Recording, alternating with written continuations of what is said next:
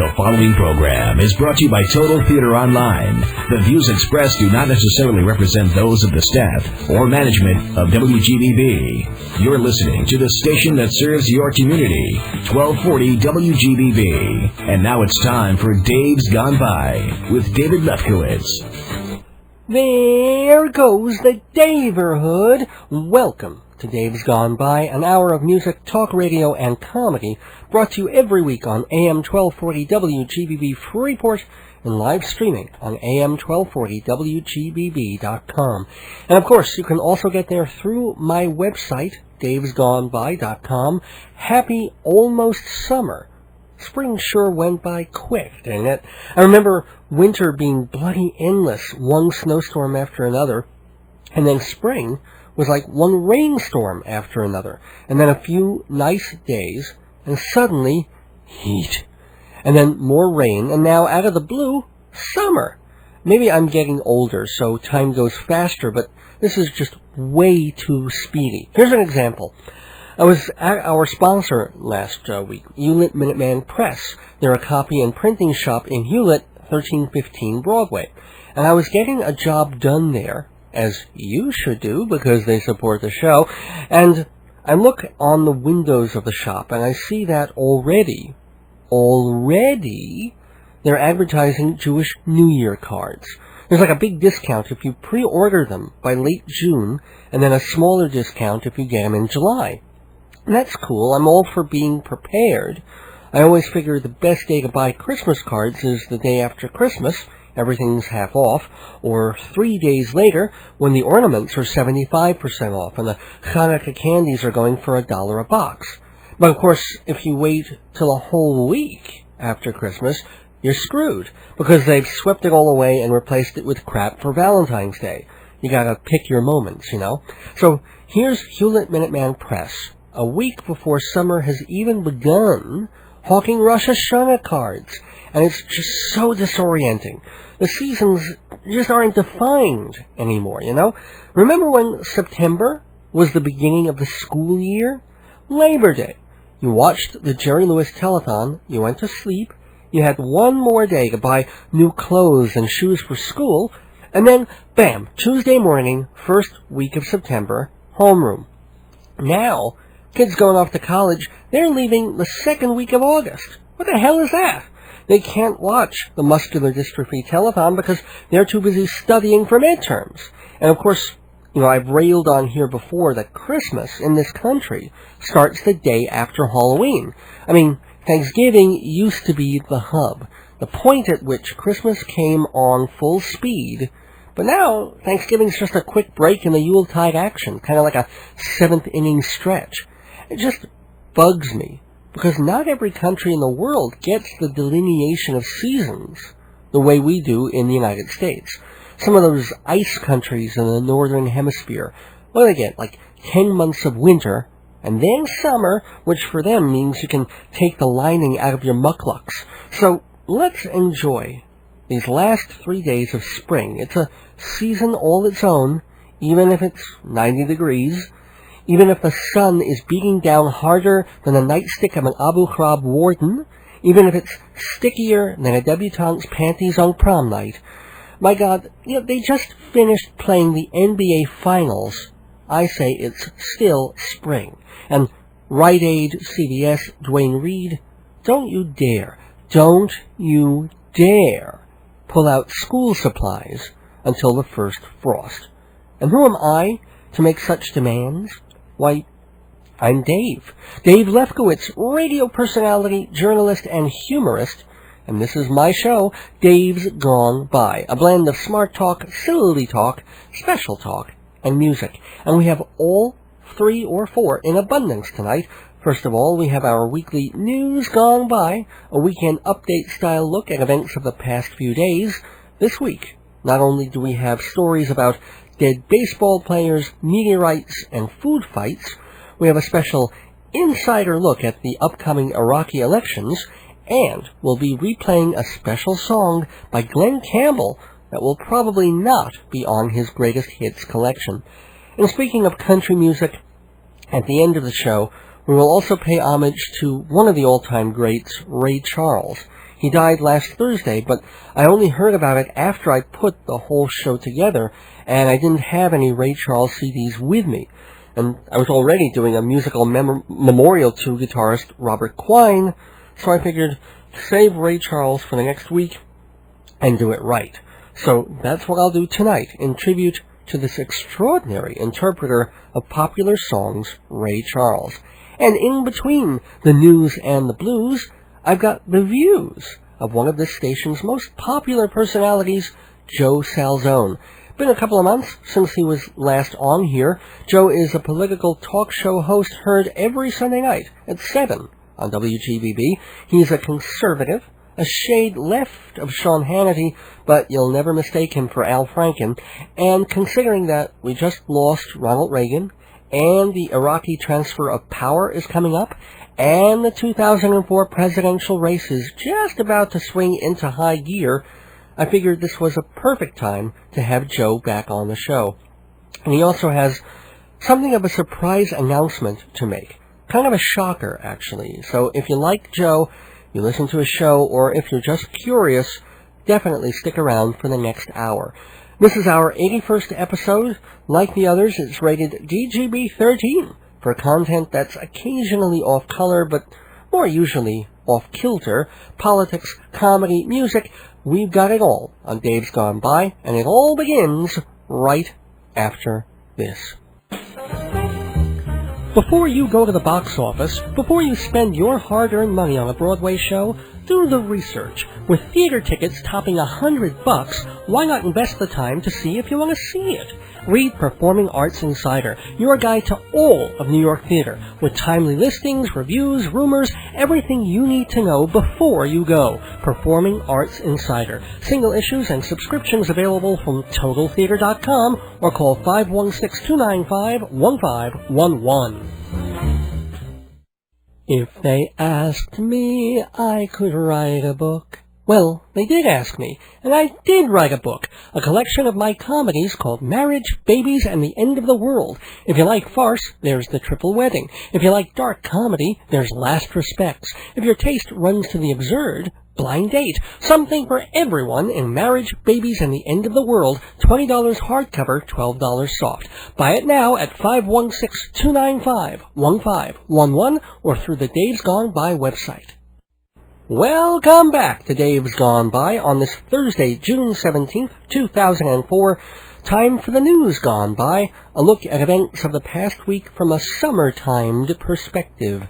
In science news, a New Zealand family had an unwelcome visitor drop in last Saturday. A 3-pound meteorite smashed through the roof of their house, landed on their couch, bounced and hit the ceiling, and then came to rest under a computer. Brenda Archer told the Sunday Star-Times, quote, "It was like a bomb had gone off. I couldn't see anything. There was just dust." According to Reuters, this was only the 9th meteorite ever found in New Zealand and the first to hit a home. The Archers are drying the rock out in their oven. Apparently that's what you're supposed to do with meteorites, and they'll probably sell it. The value is in the $6,000 range, which, lucky for them, is about what it costs to build a new roof. Asked if there's any chance a flying piece of garbage could ever land in Manhattan, scientists say absolutely. Just wait until Air Force One sets its schedule for the Republican convention. In news of the Arab world, with United Nations watchdogs on the way, officials in Iran have toughened their stance on the country's nuclear energy program. Said Foreign Minister Kamal Karazi, quote, "Iran has a high technical capability and has to be recognized as a member of the nuclear club," unquote. Granted, I don't think many folks would be upset if this club had a few disastrous accidents on its home turf. I mean, what's 10,000 Muslim extremists, more or less, right? But it is a little creepy not knowing just what level Iran's nuclear program has reached. I mean, here they are developing weapons-grade uranium, but the first line of every scientific report begins, I wonder what this button does. Also in that region, the countdown continues as America waits to hand over the sovereignty of the Iraqi government to Iraq. The Bush administration is holding to its June 30th deadline, even though safety and stability remain the greatest obstacles to the turnover. I guess the most pressing question of all is, if the elections were held today, who would win, what would their political sympathies be, and how would American interests fit into that equation? To help answer that question, I've engaged members of a high-level political think tank to mull over the different outcomes and permutations of an Iraqi election should it happen. They spent days coming up with a cogent response, and I have their results. In fact, I'll play them for you. The folks at the think tank have actually gone ahead and simulated election day coverage in Baghdad. It's quite fascinating, and I think well thought out as to what will happen at the end of June.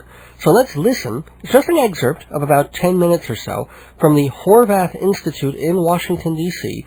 Here is a simulated account of the 2004 Baghdad Democratic elections. Let's roll that, please.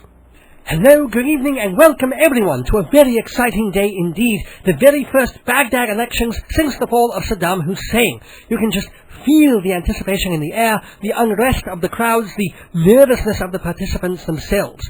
Several seats in the first Iraqi National Congress are being contested today. Some very tight races between the hardline Shiite Shadow Party, the midline Sunni Sunshine Party, and the new American-backed Texas Turban Party. A lot of candidates very happy to be here, very lucky to be here. This was not an easy campaign. A political race such as this may be measured not only in winners and losers, but in exiles and casualties. So it will be very interesting to see what happens to whom on this historic occasion, on the steps and in the halls of the Baghdad Parliament. I'm Nigel Wilson, reporting for the BBC by special arrangement with Al Jazeera Television. Joining me in the booth is commentator Jack Fetterman from the United States. Welcome, Jack. What do you think of the matchup so far? Pleasure to be here, Nigel. I say this is shaping up to be a test of the American resolve to bring democracy to this backward nation. For every forward-thinking Texas turbanite hand-selected by the Bush administration, there's a Muslim extremist just waiting to take his chair and possibly his head. Do the Americans have a chance? Oh, no question, Nigel. If they can neutralize the fringe and go straight up the center, coordinating their military defense in strategic blitz patterns, I think we could see a big day for the red, white, and blue. Anything to watch out for? The Yankees have to mind their Achilles heel. They see the big picture while ignoring the edges of the frame. You get the picture home, rather. Try to hang on the wall, and that's when you notice the termites have eaten it to bits. That's quite a metaphor, Jack. Don't patronize me, Nigel. All right, well, no time for light banter. We have our first contest of the day. It's for Deputy Minister of Transportation, a very important position. The fellow who wins this seat will be expected to get buses, rails, and the Baghdad airport up to snuff, not just for military personnel, but for commercial and tourist business as well. What was this sad about Mussolini? He may have been a bad guy, but at least he made the trains run on time. Which will be an Herculean task in Iraq, considering the current state of affairs. And although these elections are for 4-year terms, he may get only a few months to implement these changes. Yes, absolutely. Any of these guys getting elected today, if they don't show improvement or at least stability in 6 to 8 months, we'll be seeing them on internet videos choking on their own intestines. Is that your prediction? I give 3-to-1 odds that half these guys won't make it to Christmas. Well, tough words there from Jack. I hope you're wrong. I hope the multinational force remaining in place after the turnover really scrambles in there and makes sure everyone's a good sport. Well, here comes the first candidate for the Deputy Minister position. It looks like, yes, it's Mohammed Isbar from the centrist Sunshine Party. He's halfway up the steps to the Parliament, turning around, waving to the cameras. He would wave to the crowd, only, of course, there are no crowds, as they've been moved half a kilometre away for safety reasons. Isbar stops waving, turns and begins walking up the top steps, where he will presumably go inside and cast a ballot for himself as well as other members of the Sunni party. And, oh my God, he's been shot! A shot has rung out. He's grabbing his chest and stumbling backwards. Jack, did you see where the shot came from? Well, Nigel, it sounds like it came from the left, over by that abandoned mosque you can see there, but this is a very echoey town. That makes it extremely difficult to pinpoint where bullets are originating from. Well, they've certainly hit their mark. There's an awful lot of blood. Very quickly, it's pandemonium here. I will say this. Whoever is responsible has damn fine aim. It's an extremely bright, hot day, which may have put some glare in the killer's eyes. There are also American MPs and CIA stationed at almost every step, so it was a gutsy yet surprisingly successful gambit by a would-be assassin. Well, more than a would-be assassin, Nigel. Muhammad Isbar has officially been pronounced dead. He's been carried off the steps of Parliament on a stretcher. Never nice to see that, Nigel. No, but it's always a possibility. I interviewed Muhammad Isbar last week and I asked him, was he scared? And he said, you're always aware of danger, but you can't let that deter you. You have to go out there and give it your best shot. Unfortunately for him, the best shot belonged to an unidentified marksman. It's the nature of the sport, Nigel. 1 minute you're waving and giving that victory sign. The next minute you're flopping around faster than an epileptic on the tilt-a-whirl. And just as fast, here comes another plucky candidate. This is the American 58-year-old Horace Berzinger. And he's a veteran. You can see it in his face, in his purposeful stride up the Parliament steps. Yes, he's going to need that bravery. It's clear that hardliners are playing for keeps. But Berzinger has 20 years in the U.S. Department of Transportation, so he may just have the experience to see this thing through, Nigel. Well, I'm tempted to agree with you, Jack, except he's just been shot. Apparently from the same direction as the previous shooting, armored cars and helicopters are swarming in that direction as we speak. The American's body is being carted off to the rear of the building and... Oh my God! Is that? Yes, it absolutely is. It's Mustafa Kalmouni making a surprise run up the side entrance. He's made it through the doors and into the House of Parliament. That's going to make it very difficult to get him out. That's an understatement, Nigel. Karmouli has made, or Karmouli rather, I can't read, so many voices in the head tonight. He's been linked to several terrorist incidents in Saudi Arabia, and has the backing of numerous extremist factions around the globe. He is a real team player. Well, it remains to be seen whether the moderates can overcome this big score for the Shiites. Back to the elections, though. Approaching from the right is a diplomatic limousine. The windows are tinted, so it's rather difficult to make out his... I believe those are the vice-chancellors. Yes, that's right. Well spotted, Jack. There are 3 different Americans running for Vice-Chancellor on the Texas Turbine Line. One is from Halliburton, one is from General Electric, and the third is kind of a renegade, wouldn't you say, Jack? Yeah, he is definitely his own man. 28 years old he is, had been working at a factory in Michigan that closed down 3 years ago. Hasn't been able to find work in the States, so he's been doing independent contracting in Iraq. He's made some good money, apparently. But winning this would really put him in the big leagues. Except that's not going to happen for him or for any of the contenders. Their car has just been firebombed by a surface-to-air missile. I can't tell if all 3 are casualties, but by the limbs flying every which way, no one in that car is going to be in any condition to help run a new government, that's for sure. My goodness, it's certainly been an action-packed morning. Yes, and you know that tomorrow there'll be all this Monday morning quarterbacking back home. Why wasn't the area secured? Why are there still car bombs and deadly weapons this late in the game? Why aren't the Iraqis doing more to protect themselves? It's always so easy to ask those questions after the fact. After you've got 100 dead soldiers to ship home. I just wish some of these people asking hard questions would also appreciate, Nigel, the hard results. You mean the elections themselves? Yes, absolutely. Iraq is having its first free and open democratic elections ever. So there are bound to be some flaws, some bumps along the way, some hanging chads, as it were.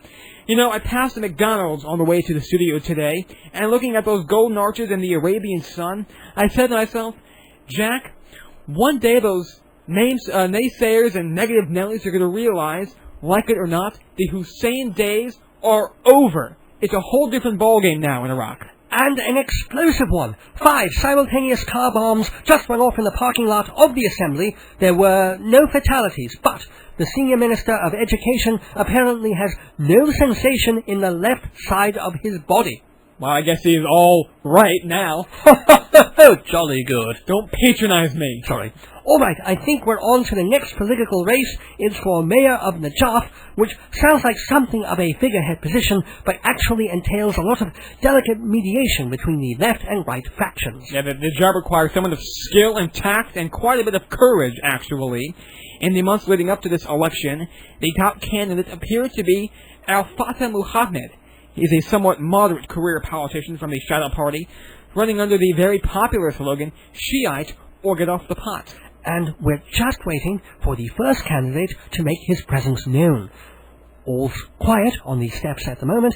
So far, the Sunni Sunshine Party is a no-show, and nothing from the Americans. And someone's just tossed an American flag onto the steps and... Yes, and just as that happened, it has been riddled with machine gun fire. So I think we know where the sympathies are in this particular race. If only you could hear it. And you know what? And this bears it out.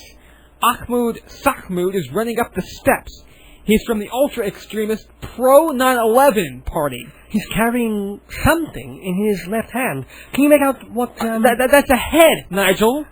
Yes, oh my gosh, yes, it's the head of the Labour Party, Habibi Memzali. He's carrying it under his arm, rather triumphantly, making his way through the revolving door.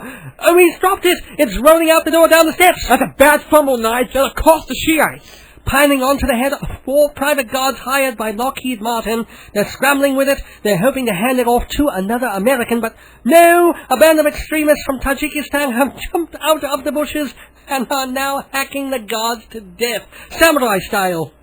This is no laughing matter, Nigel. No, it's not. We apologize for being tickled by feathers back It's here. so exciting, you know. We're being tickled, but it's a modified samurai style, Nigel, since, of course, these are not Asians.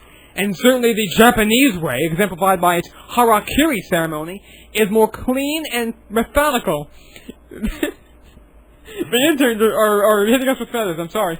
This is just sawing away, like chopping down a redwood with a nail file. Another fine metaphor, Jack. Do not patronize me, Nigel! Well, now, these human redwoods are going down without a fight.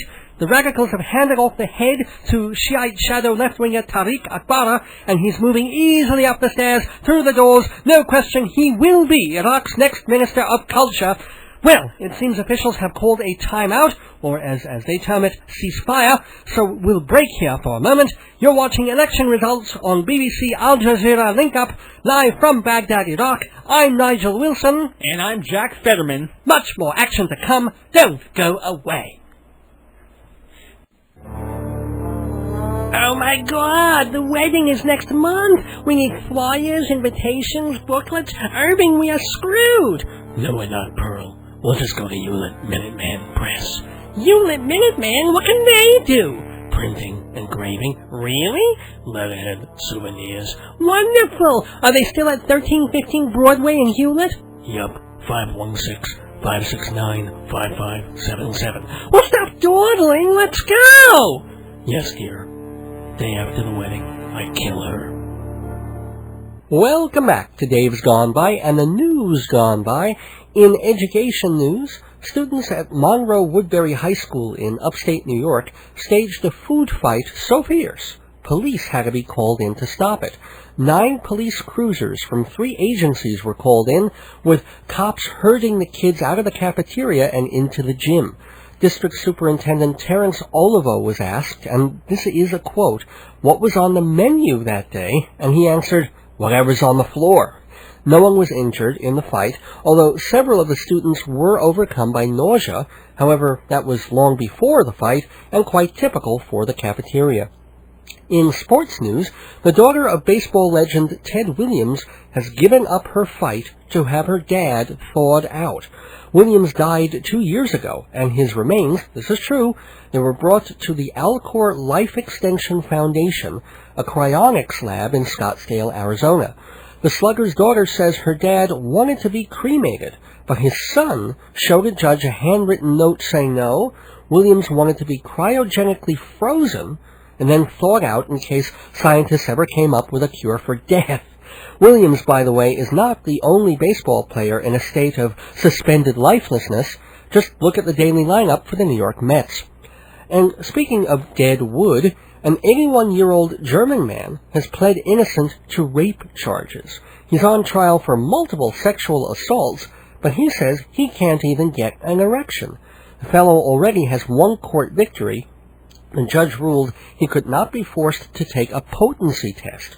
Lower courts had said that to prove the man has diabetes and can't muster a boner, he could be ordered to undergo hospital ultrasound and, quote, nocturnal checks on his penis.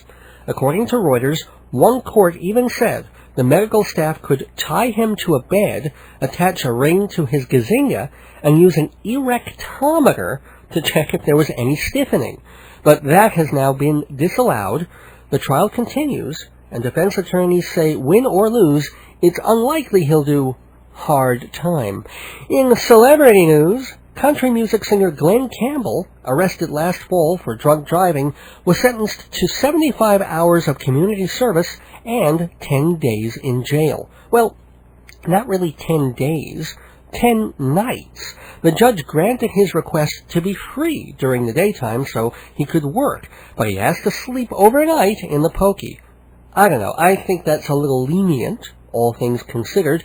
After all, Campbell wasn't just DWI. He caused an accident and then left the scene of an accident. No one was injured, but that's just a lucky break. And it's not as if Campbell was remorseful or devastated or ashamed after the incident. We all saw the pictures of him looking like a crazy homeless guy when they did his mugshot. He was singing, he was drunk off his ass, remember? I played a tape of Campbell being brought to the police station after it happened. I happen to have that excerpt here again tonight. He's singing one of his most famous songs, only with the lyrics changed around. You tell me if this guy sounds contrite. Here's Glenn Campbell in the Phoenix County Jail from half a year ago. Let go of me, let go of me. By the time I get to Phoenix, I'll be weaving, going 80 miles an hour, maybe more. I'll smash that lame Toyota with my Beamer. If there's damage, that's what royalties are for. By the time the police find me, I'll be plastered. I'll ramble on and on and on and on and on just like a kook. I'll kick and fight those law enforcement bastards and fill their breathalyzer up with puke. By the time I get to prison, I'll be sleeping. I'll be dreaming of how big I used to be. My son will pay my bail and he'll be weeping. I'll say, Daddy's gonna fight this, wait and see. This is how most country music comes to be. Let's go home and talk this over, you and me. Or, wait, you go. That bar is open until 3. Glenn Campbell there, displaying his Phoenix envy on Dave's Gone By. And finally, in the news gone by, with its high humidity and average summer temperatures of 93 degrees, El Paso City has been designated the sweatiest city in America. Procter & Gamble sponsored the semi-scientific study, which calculated that in just 4 hours, the residents of El Paso generate enough sweat to fill an Olympic-sized swimming pool. In descending order, the other sweatiest places in America are Greenville, South Carolina, Phoenix, Corpus Christi, New Orleans, and any elevator with Star Jones on it. And that's the news gone by for June 17th, 2004.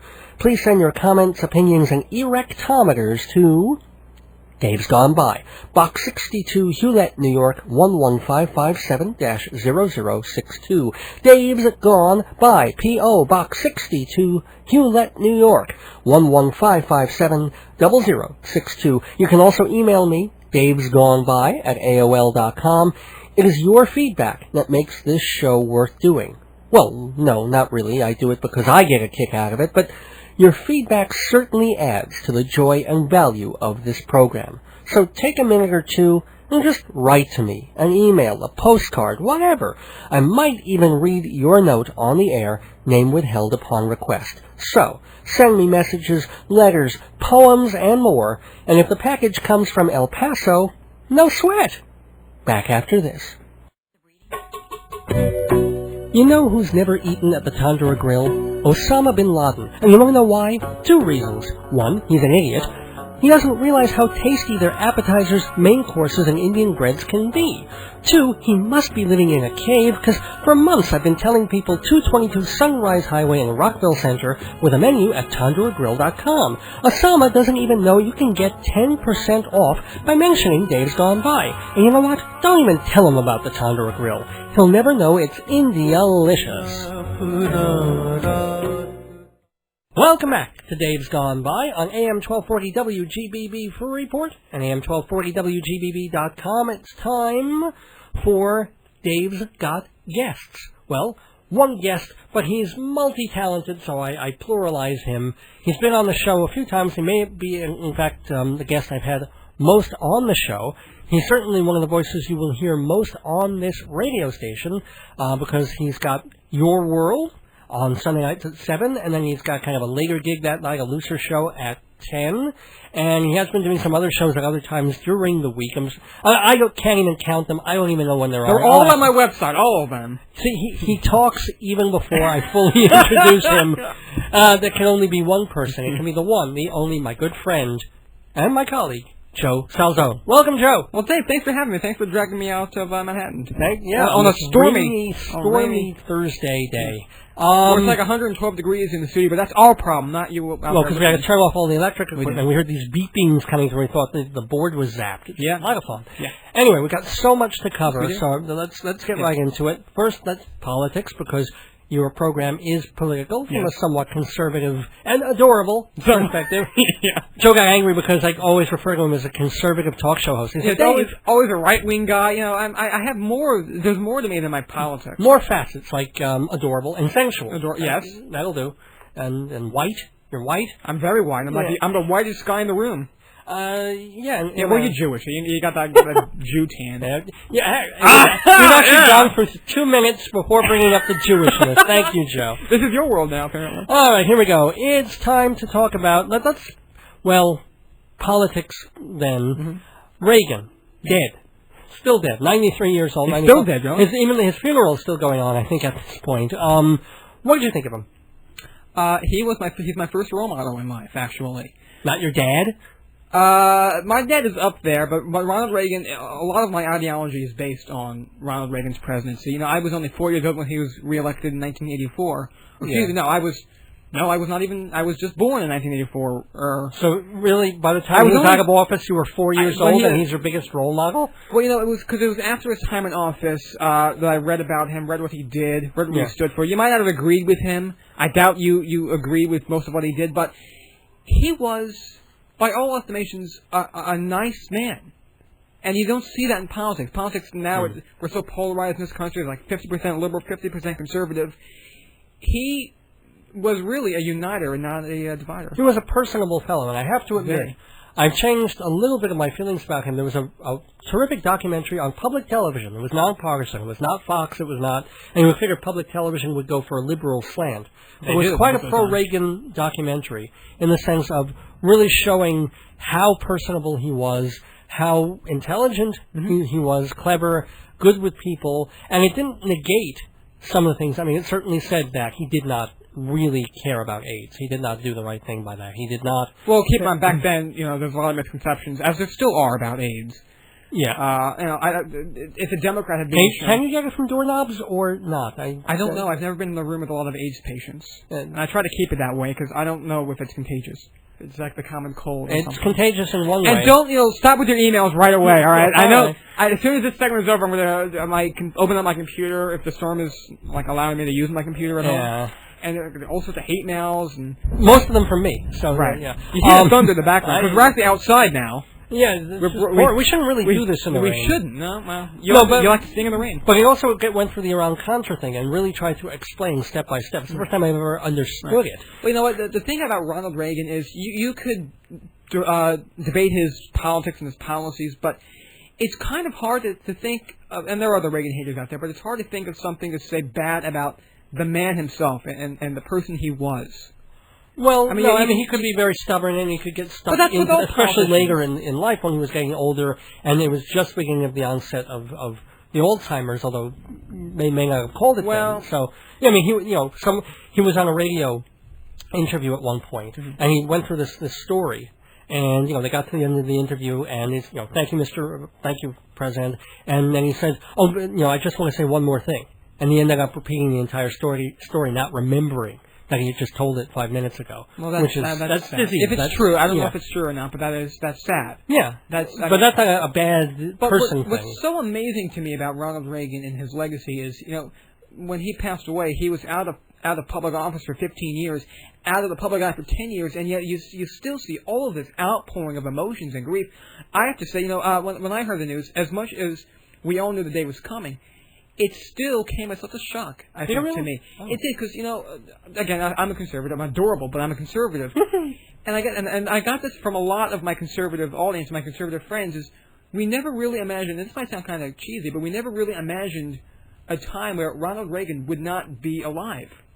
It was kind of hard to picture. Kind of like Bob Hope and George Burns in a way. Yeah. It was kind of hard, and it's still kind of hard to realize that he's not around anymore. I mean, he's spiritually still with us. Around, yeah. But he's not there. But do you think we'll feel the same way? And this is sort of pushing the topic into the second question about Bill Clinton, whose book is coming out imminently, almost 1,000 pages of it. I'm trying to look at that as fair as I can. I don't think there will be. I think he's got a strong base, strong and loyal base. Every president has a very strong, loyal base. But the difference, one of the many differences between Reagan and Clinton is, Reagan was able to transcend both liberal and conservative. I don't think Clinton was able to reach. He touched it. No, he certainly did not. But he did not cross over. No, so I don't think there will be a are you a Clinton hater, or you just didn't like him, or where I'm are you on his legacy? I don't. I think his legacy is not going to be positive. Forget about the impeachment, because I think that whole thing was ridiculous. That was nonsense. Yeah. I don't think he's going to have a strong legacy. He can spin it any way he wants. Well, the economy was quite strong for 8 years. It was much stronger in the 80s. During the Reagan. Let me give you an example. Someone I've talked to many times, Neil Cavuto, managing business editor for Fox. Mm-hmm. He has said, deficits in the long run don't mean a thing. We had an amazing economy in the 80s, and the deficits were one of the guys around here would say, they were as long as the days are long. Okay. The same thing in the 90s. But the big difference is the economy in the 90s was not real. It was all a bubble. And we saw that in the latter part of the 90s, early part of this decade, where we saw the dot-com bubble burst. Okay. It was not, the whole Clinton economy did not exist. Oh, I see what you mean. So when that came, but now we still have the deficit, and we have a crappy economy. We're always going to have a deficit. We don't have a crappy economy. Okay. Yeah, a lot of people don't have jobs, but a lot more people do have jobs. There have been more. But are they making enough to pay for 2 million jobs have been created in the last year and a half, which is considering 9/11, 2 wars, Afghanistan, Iraq. The economy is doing pretty damn good considering all things. All right. I wish I could banter more and more about this, but there was one third topic that I wanted to get to you. There's kind of an announcement you wanted to make. It's not a joke, and it's not whatever. It's a bit of a shock. And it's a big of a shock to everyone. Not a shock to me. I was diagnosed recently with multiple sclerosis, MS to some people. Mm-hmm. I feel like I've had to explain this story to so many people over the last few days. But there are millions of listeners listening to my show right now, so this will take care of all those phone calls. Well, I hope so, at least. Yeah. It's essentially a nerve disease. Mm-hmm. It's essentially, I'll give you an example. You know how you're able to move any part of your body you want without. Yes. We know. Without even thinking about it. People with MS, we don't have that ability. I'll tell you what my doctor told me. I will have my good days, and I'll have my bad days. As we're taping this now, this is a bad day. My feet have swelled up. It's hard to walk. It's really hard to keep a balance. Even sitting here, you see I'm kind of gripping the table so I don't fall out of my chair. Are you for real? I thought you were just... Oh. It's something I've had, according to the doctors, for the last year. Well, what made you go to a doctor? What made you think... Honestly... And I didn't know this after reading Neil. I mentioned Neil Cavuto before. He wrote this book. He survived cancer. He was diagnosed with MS in '97, a year after going to Fox.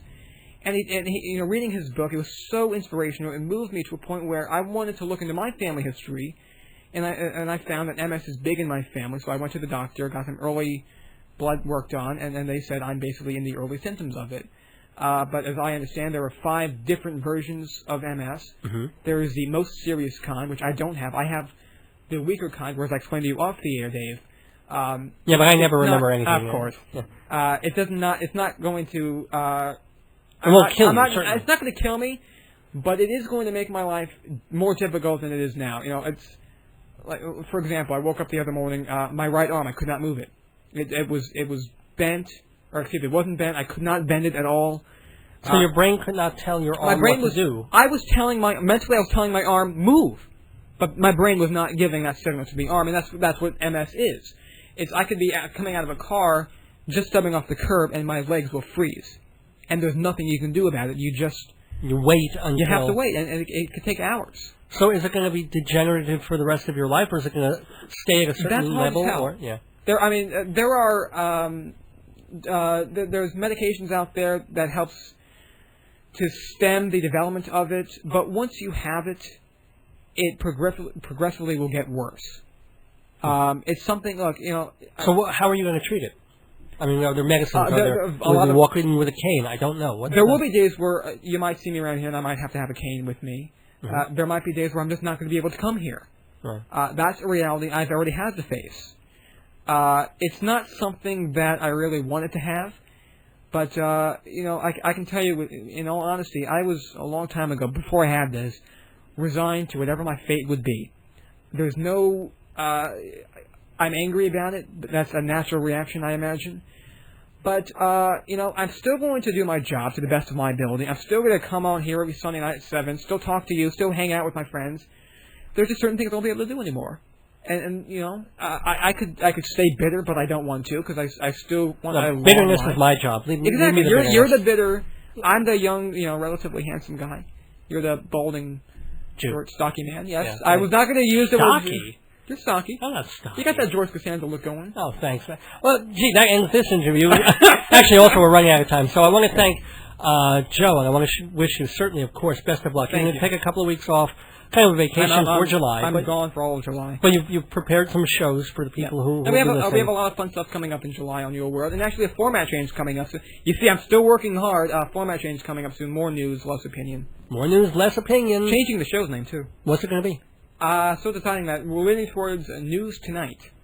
All right. Kind of generic, work on it. And we'll be working on the rest of this episode of Dave's Gone By after thanking Joe Salzone. Thank you very much, man. Best of luck. Thank you. Right after this. Do you know how easy and inexpensive it is to advertise on Dave's Gone By? You don't? Well, hey, it's even easier to find out. You can run a 30 or 60-second ad or sponsor one of the segments on this show or the whole show. Just go to our website, hometown.aol.com/Dave's Gone By to see the rate sheet or call 516-295-1511. Bring your message to my audience. Advertise on Dave's Gone By. And now, the GBB Weekend Medley. Long Island's dating, Friday 6 o'clock. Bonnie D. Graham with lots of singles talk. She takes your phone calls and interviews her guests. Long Island's dating 'cause Bonnie is the best. Redman Music Show, Mr. Redman Music Show. 7:30 Saturday night. Independent music makes you feel alright. On the Redman Music Show is the place where you should go. Sundays at 7, make sure that you are home. For fast-paced right-wing politics, Your World with Joe Salzone. He tries to keep an open mind and sort out what is true. If you like a good debate, then Joe Salzone's for you. Long Island's Dating, Fridays at 6, Redman, Saturdays at 7:30, and Joe Salzone, Sundays at 7. Make it music to your ears. Take these chains from my heart and set me free. Take these chains from my heart and set me free. You've grown cold and no longer care for me. All my faith in you is gone, but the heartaches linger on. Take these chains from my heart and set me free. Take these tears from my eyes and let me see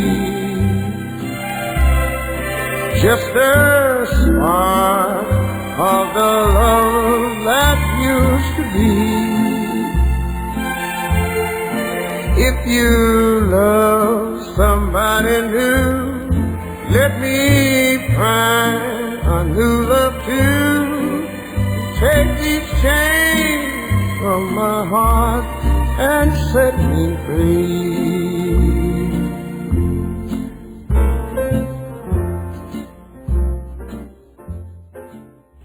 And he has been set free. Brother Ray, the genius, the greatest R&B performer of all time, Ray Charles, died June 10th, last Thursday, just around the time the whole country was in an orgy of parade mourning for Ronald Reagan, someone who did a lot more for certain segments of our society than Reagan ever did, also passed away. The joke, of course, is that Ray Charles gets up to heaven and St. Peter says to him, "Congratulations, you made it." And Ray says, "Well, thank you. I'm a little surprised since I was a womanizer and I did a lot of drugs and I was nasty to people." And St. Peter says, "Yes, well, we know. That's why even up here, you're still blind and black." No, but Ray was one of the most naturally great musicians in all popular music. And he wasn't born blind. At age 6, he started losing his eyesight from glaucoma. They sent him to the St. Augustine School for the Deaf and Blind, which made him feel ostracized and handicapped until he started discovering musical instruments. And that was his ticket out. Not only did he learn piano, alto sax, and clarinet, he could arrange songs for orchestras and write music in Braille. By the late 1940s, he was already having hits with his Maxim Trio, doing Nat King Cole-style light crooning. He was also doing heroin, which was understandable considering his childhood, but a monkey on his back for 20 years that, I'm sure, led to health problems later on. But in 1952, the big break came when Atlantic Records bought out Charles's contract, and he started to develop the whole rhythm and blues sound. You could say that I Got a Woman was Ray Charles's Papa Got a Brand New Bag, the song that announced something brand new was going on. And then, by the end of the decade, he came out with What I Say, which has really never been topped as a call and response song. And then came the country music. Charles moved to ABC Paramount and spent the 60s there. Modern Sounds in Country and Western Music, Volumes 1 and 2, became a milestone. It blended two styles of pop that, I guess, would have seemed antithetical back then. I mean, the divisions between Grand Ole Opry honky-tonk and rhythmic black gospel seem like a natural alliance now. But then, even sociologically, it probably struck people as chalk and cheese. Until Ray.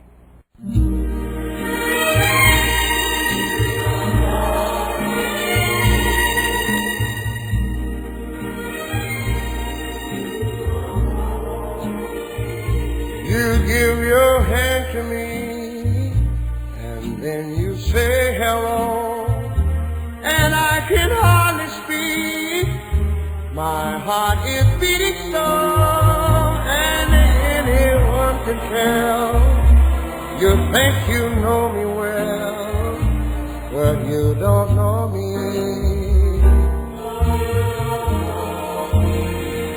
No, you don't know the one dreams of you at night and longs to kiss your lips and longs to hold you tight.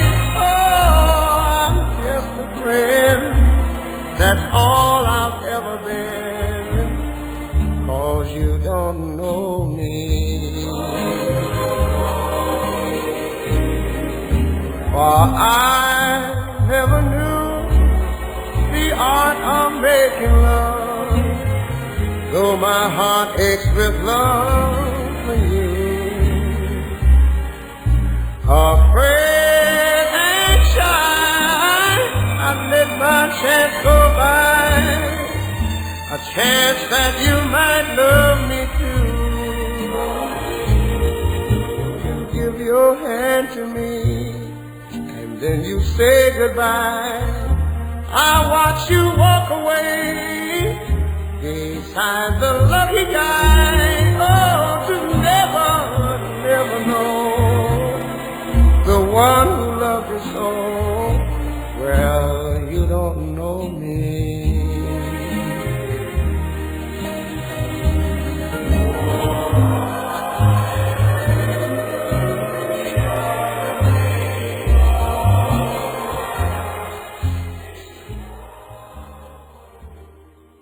Oh, those damn Raylets. I'm sorry, but even on Ray Charles's best records, the momentum sags a little when he brings in the chorus.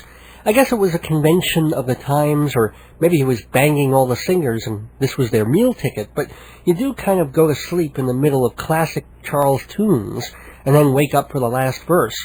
One of the great things about Hit the Road Jack, which, by the way, was written by Percy Mayfield. I didn't know that. That's Percy Mayfield, not Curtis Mayfield, whom I believe is no relation. Anyway, Hit the Road Jack is like a wind-up toy. You start it, and it just goes and goes and goes like crazy until finally winding down a little at the end. No choruses, no schmaltzy slowdowns, just 2 minutes of absolute soul, created by Percy Mayfield, perfected by Ray Charles.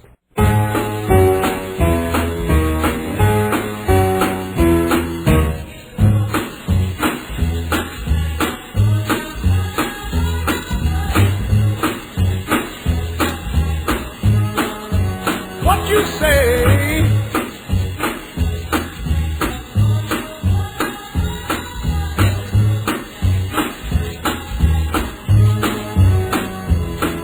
oh woman, don't treat me so mean. You're the meanest old woman that I've ever seen. I guess if you say so, I'll have to pack my things and go.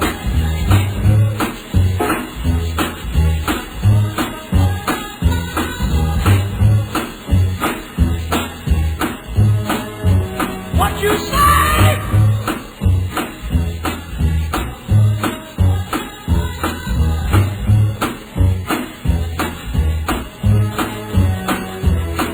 now, baby, listen, baby, don't you treat me this away, 'cause I'll be back on my feet someday.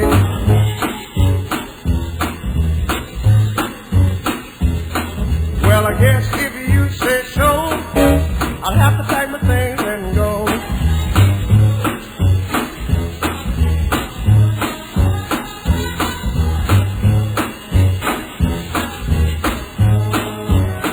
You say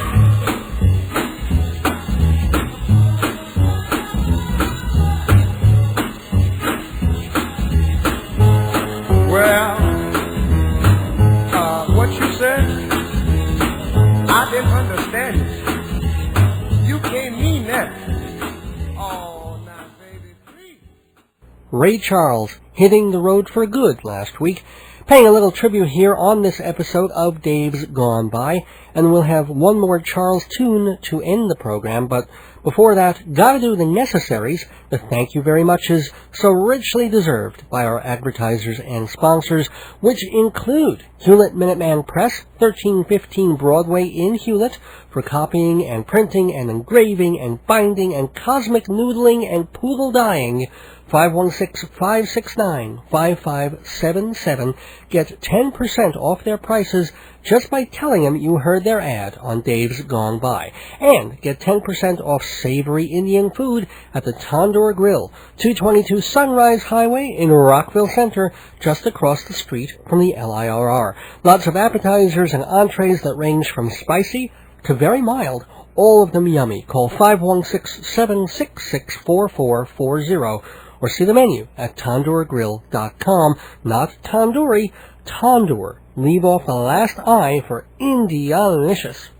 And thank you to some of the fine folks doing fine shows at this radio station. Bonnie D. Graham, host of Long Island's Dating, The Singles Show, Friday nights at 6. Mr. Redman, hosting the Redman Music Show every Saturday night, 7:30 to 9. And then at 9 o'clock, it's the comedy stylings of the Mikey and Jimmy Show, tag team humor Radio Zoo style Saturday nights. And then Sunday nights, it's my pal, Joe Salzone, conservative politics with a serious smile, as you've heard tonight, Sunday nights at 7. Thank you to Joe. And one more thank you, most of all, to my beloved wife, Joyce. Happy day after birthday, my love, and many, many, many, many, many, many, many, many, many, many more. Hope this year will be everything you want it to be. And I hope this show has been everything you've wanted it to be, my beloved listeners. We've got another coming up next week, so I hope you'll join me in the neighborhood on Thursday, June 24th at 7 p.m. As I said, before we go, I wanted to play one more Ray Charles song. Turned out to be the song that won his last Grammy Award. Now, I didn't know that when years ago I was visiting Tucson, Arizona, and staying with a friend for a week, and he had a pretty interesting CD collection. A lot of film soundtrack music, Michael Nyman, also some pop, and a new Ray Charles album, which surprised me since he'd been kind of an oldies act off the mainstream radar for years. I mean, it was still good for a concert. I remember my dad bringing me to see him sing at a racetrack when I was young, but I figured, what the hell, I'll give the album a listen. And it was called My World. And it's not a great album through and through, but what do you know? The second track just floored me. Literally. Well, not literally, because I was lying on the couch while it was playing, but I heard it and it was like, I can't believe Ray Charles can still do this. This is as legendary as anything in his heyday. What a song. And it proved that with the right material, on the right day, even as late as the mid-1990s, Ray Charles was peerless as a song interpreter. So let's go out with this classic written by Leon Russell, so good it might even stay in your head until next Thursday's Dave's Gone By. Until then, don't miss your days going by. This is Dave Lefkowitz. Good night. Here's a song for you, and Gone By.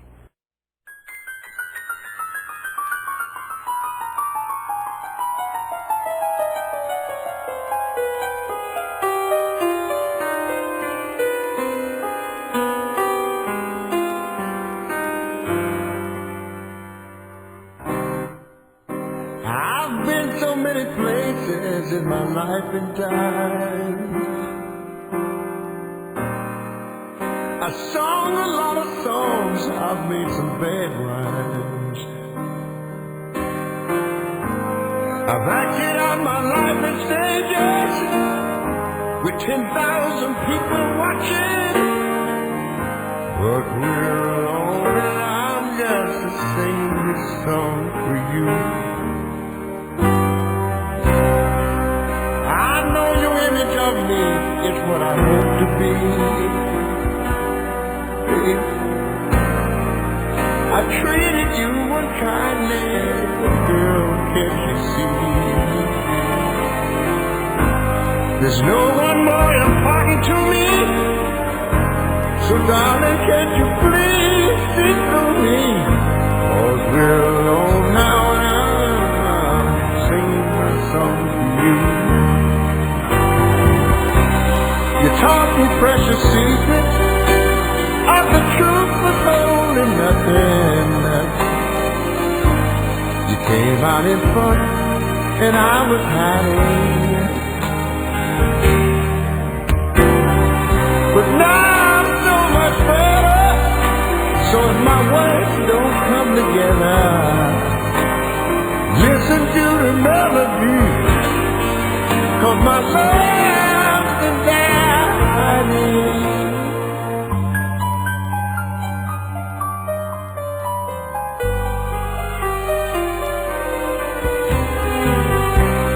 I love you in a place where there's no space or time.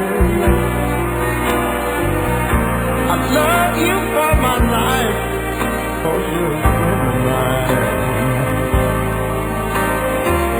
And when my life is over, remember when we were together? We were alone and I was singing my song for you.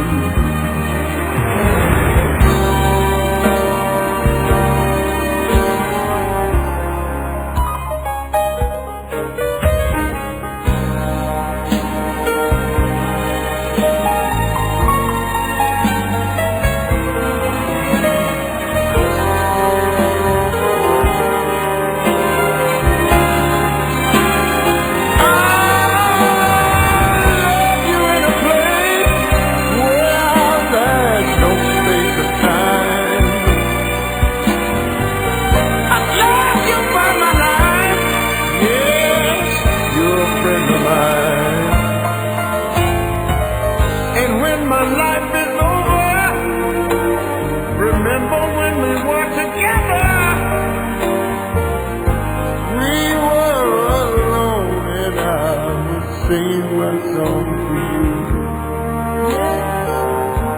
We were alone and I was singing this song for you.